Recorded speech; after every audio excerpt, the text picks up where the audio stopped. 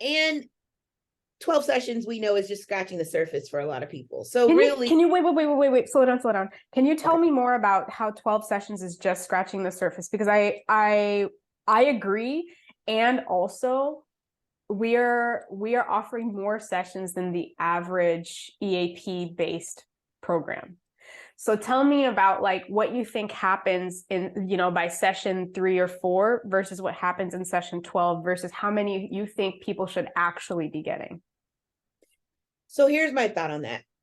Because, and I'll tell you, my initial through school, internship, and then jobs after, first of all, private practice was not my main thing. I was like, oh, I'm diehard community based. That's where I'm going to meet people. That's where the work is done.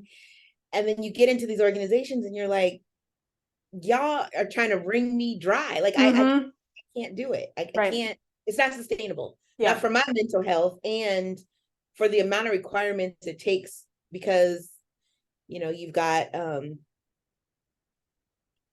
you've got entities that require, and they sticking their hands in places that they really don't belong in. And so it interferes with the actual service. It interferes with me providing a full range of services without having to think, does this cover, does this work, does this not work? So when I got into private practice and I was working towards my hours with the previous private practice, so I started in 2020, right when COVID started, virtual became a thing.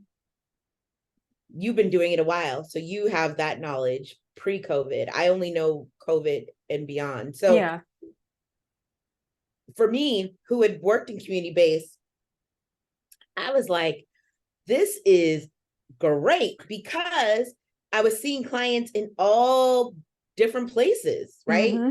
They weren't necessarily doing their session in each place because it wasn't required. It wasn't required that you had to come in, sit with me. They were, certain people's living arrangements, they would meet me in their car. Certain things in their office. In the car, in the park, in the, wherever. I library. gave full range. As long as you feel confidence in your confidentiality and where you are, and you could speak freely, go to the bathroom, whatever. So, and then when I started seeing how well people were responding to that. So there were some people literally who did catch COVID.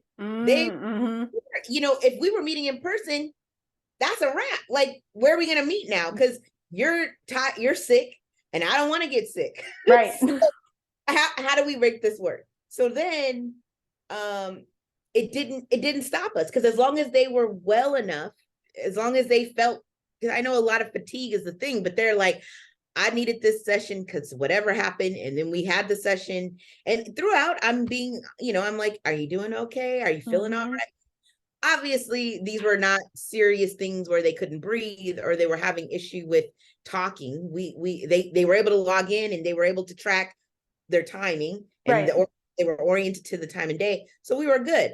Then I started recognizing people were less likely to cancel. Didn't mean they didn't cancel. I haven't had a lot of cancellations in the last few years. Same. Because as long as they had an internet connection, their phone was working and it was charged and whatever, more likely to show up. We were good. So as my time has gone on, I realized, because I was one of those people, I was like, years. And I also in my mind was like, you're working with your therapist for years, something's not working. And I now realize that's not the case, because if they had previous therapy before, it very well could be that the relationship that they had with the therapist, they're recognizing now with another therapist that what they received before may not have been all that they needed. I don't want to disparage. I hear you. Yeah. Different perspective. They're offering a different perspective. They said, okay, exactly. So then we're working out of that. Then we're working out of other situations where they were not necessarily validated. But now we're working out of that invalidation to validation, even beyond what it is that we're talking about, right? To where they're starting to feel that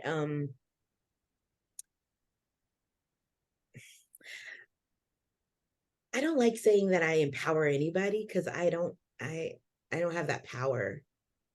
I only can say that they're feeling empowered now. Right. You show them their power. Right. To finish out. So that's my thought on that, right? Like 12 sessions to me is scratching the surface, particularly if your stuff has gone untreated for a while.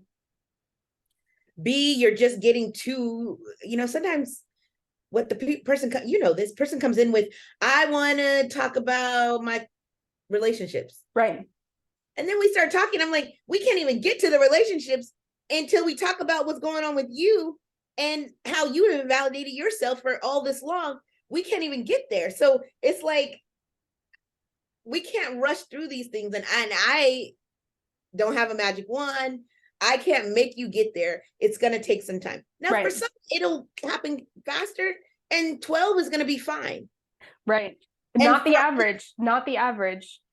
And so what's for you? What's happening by session 3 or 4?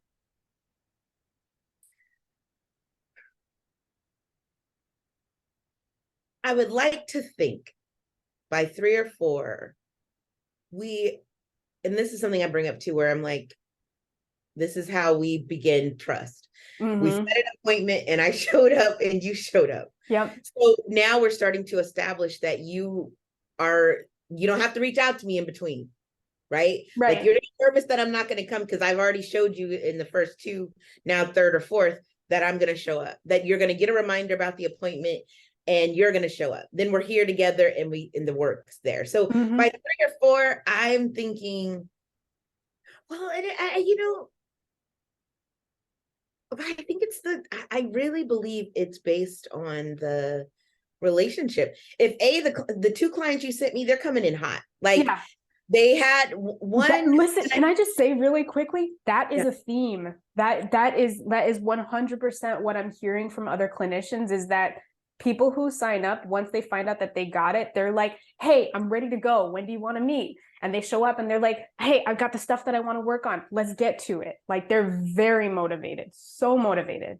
Sorry, I didn't mean to cut you off, but I was like, no. To hear that for you. No, I agree. I agree. I agree with you. I feel like, by session 4 or 5, it's, boundaries have been established, rapport is getting established, still pretty much exploring, focusing on goals. Maybe we've done a genogram, and so they're mulling over some family stuff. But that's, to me, that's when it's really kind of beginning. By session 5 or 6, that's when they're like, okay, I have a better idea of where I stand in my family, at work, in my relationship, and I think I know what I want to do from here, what I want to focus on. And like you said, by session 12, you might have addressed one of the 3 things.